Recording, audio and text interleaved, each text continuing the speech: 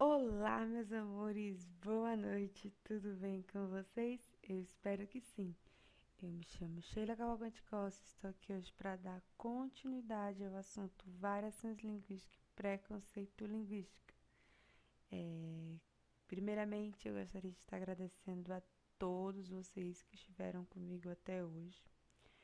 Eu vou estar falando um pouquinho sobre o último tema, né, o último tópico, que é o preconceito linguístico. Mas calma, depois ainda vai ter mais um videozinho aqui, mas hoje a gente vai estar falando, né, sobre o preconceito linguístico. Espero que vocês gostem do conteúdo que será mostrado. O que é o preconceito linguístico, né? O preconceito linguístico é a discriminação entre os falantes de um mesmo idioma em que não há respeito pelas variações linguísticas, formas de falar e escritas, né? São as variações, né? São os sotaques, os regionalismos, são os modos de falar de uma região, o dialeto, as gírias, né? Entre outras falas, como eu já havia, né, falado para vocês sobre elas, né? O preconceito linguístico, gente, ele é o julgamento, né, sobre o modo como alguém fala e principalmente, né, sobre a fala influenciada por características culturais, né, regionais, históricas, local onde a pessoa vive, onde a pessoa nasce, as etnias, por exemplo, se a pessoa é negra, parda ou branca, o gênero, também pode ser, né, preconceito linguístico, ele pode ser influenciado também, né, sobre o modo de fala. Bom, temos um exemplo aqui do lado, né, um rapaz, né, em primeira imagem a gente vê a menina toda encantada com um sorriso e tal, e ele vai falar pra ela assim: Oi, tem problema de nós bater um papo?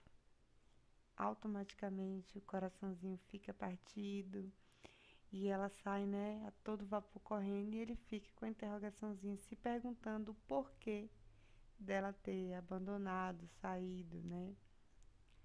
E é onde eu falei que o preconceito ocorre muitas vezes na forma de falar e escrever. Nesse caso, a gente tem um exemplo na forma da fala. Não estou dizendo que, de acordo com a norma padrão, está correto, entre aspas, falar problema, mas de maneira social, né, como ele estava interagindo, de acordo com o relacionamento, querendo iniciar um relacionamento, não tem problema algum, né, de uma forma, ele falar problema, né? Como eu falei para vocês, a adequação da fala, mas é muito grande ainda o preconceito em relação a isso. As pessoas não tendem a aceitar, né, que problema não é da pessoa, e sim de quem fala. Quando a pessoa diz que não tem preconceito linguístico, mas continua corrigindo a fala dos outros, né? A nossa língua, ela é uma dinâmica e ela está sempre em constante desenvolvimento, né? Por isso, né, ela se adapta aos seus falantes, às novas realidades e tende a cumprir o seu papel de garantir a comunicação. Todos os indivíduos têm várias linguísticas que são influenciadas por vários fatores, como eu havia falado para vocês, né, como região, idade, grupo social, aspecto cultural, etnia, né? Diz que não tem preconceito nenhum, mas ri da vizinha que fala problema, como eu acabei de falar para vocês, né? E são alguns exemplos, né, do preconceito linguístico, que é rir de alguém por causa do sotaque, né? Achar que o português falado em Portugal é mais correto que o falado no Brasil. Muitas vezes debochar de quem usa gírias antigas, corrigir a pronúncia, entre aspas, errada de alguém, acreditar que a língua usada antigamente era mais correta. Também temos a discriminação com a língua simplificada usada na internet. O Brasil, meu Brasil brasileiro, né? É um país de muitas línguas. Curumim, Borogodo, Uai, Oxente, Mano e por aí vai. São muitas línguas. Como eu havia falado já nas aulas anteriores, o Brasil tem apenas um idioma. As pessoas tendem a confundir língua com idioma, que o idioma é o português, porém a língua ela é viva, está sempre em constante, eu adoro repetir essa frase, está sempre em constante mudança, né? Por ser viva.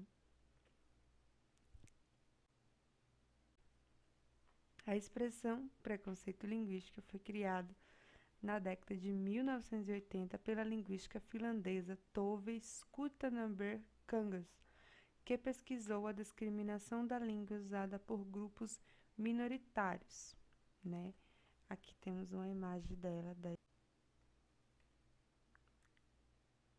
E aqui a gente tem uma imagem que representa muito assim o pensamento de algumas pessoas, que fala: o brasileiro não sabe falar português.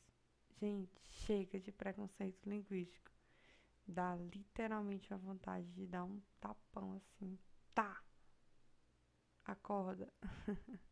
Não é bem assim. Vamos com calma, né? E o preconceito linguístico no Brasil é um assunto muito recorrente. Atualmente vive uma realidade incontestável. E uma das tarefas incontornáveis da educação linguística é explicar, explicitar e combater esse conflito. Mas para que isso se torne realidade, é preciso que a noção de erro seja reavaliada, né? Aí aqui ao lado a gente tem uma imagem que fala: o preconceito mata. A gente tem aqui, ó, a burrice que esse diz. Ele fala tudo errado, é um demente paspalho. Pessoas inteligentes falam bem e escrevem bem. Ao lado a gente tem é um incentivo para esse agir. Para, né? Ou seja, né? O preconceito no Brasil, ele se sustenta por dois fatores, né? O primeiro é da característica regional, né? O segundo pela socioeconômica, né? Como eu havia falado para vocês, a questão, né, do deboche dos sotaques e principalmente os sotaques regionais, como o cearense, o carioca, o mineiro, o paulista, o gaúcho e o nordestino. Esse nordestino eu sempre foco muito nele porque é vivido na pele.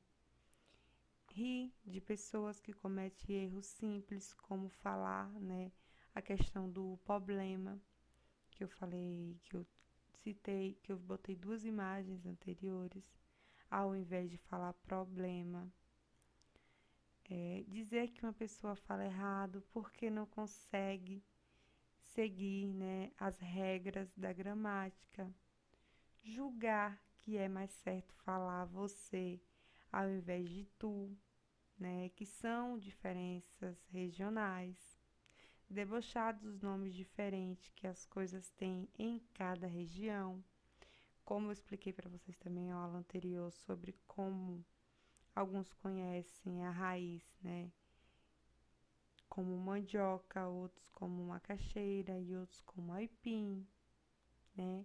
Pensar também que só é certo falar da maneira como se escreve, que é um pensamento que ainda é muito constante, como aqui mostra na imagem ao lado.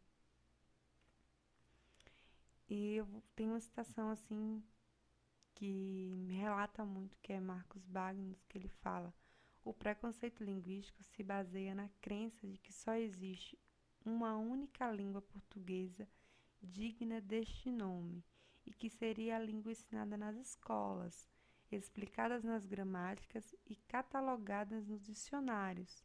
Qualquer manifestação linguística que escape desse triângulo escolar gramático dicionário é considerada, sob a ótica do preconceito linguístico, errado, feio, estropiado, rudimentar, deficiente.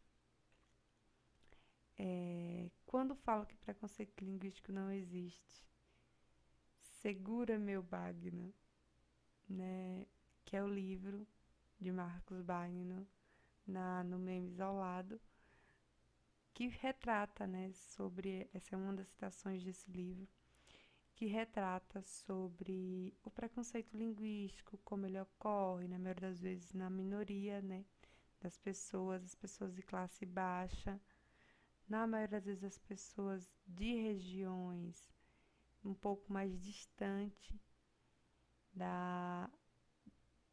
do centro, apesar de ter o preconceito linguístico no centro também, mas ocorre mais nas pessoas da zona rural, nas pessoas de baixa renda, nas pessoas que não conseguem ter acesso à escolaridade. E este é o Pascoal. Pascoal acha que quem fala diferente dele fala errado. Pascoal precisa estudar bastante sobre a variação linguística. Pascoal precisa ver as minhas aulas anteriores. Né? Seu preconceito contra os nordestinos bate na nossa beleza natural e volta. E diga não ao preconceito linguístico. Bom, meus amores, eu espero que vocês tenham entendido um pouquinho sobre o preconceito linguístico. Tenham entendido que não é legal rir, né, das pessoas que falam problema, né, e não problema. E entender que essa pessoa não está falando de acordo com a norma padrão, porém não é errado ela falar assim. Aprender a adequar o contexto de onde essa pessoa está falando. Por exemplo, se ela falar problema, né, em uma entrevista de emprego, ou problema no seu trabalho ao qual o patrão não acha adequado, essa pessoa precisa, né, estudar, ter um domínio sobre a língua padrão. Todas as pessoas têm de ter esse domínio, mas temos que entender que nem todo mundo tem acesso à escola, nem todo mundo teve acesso para ter esse domínio, e temos que aprender a respeitar, que acima de tudo o respeito, né? Não há saber mais ou saber menos, há saberes diferentes, né? Paulo Freire nos relata essa mensagem e eu espero que vocês tenham entendido. E pelo fim do preconceito linguístico, eu desejo a todos vocês uma excelente noite. Vamos agora, né, voltar para o grupo do WhatsApp para a gente realizar umas atividadezinhas, conversar um pouco. Um beijo no coração de vocês e até mais.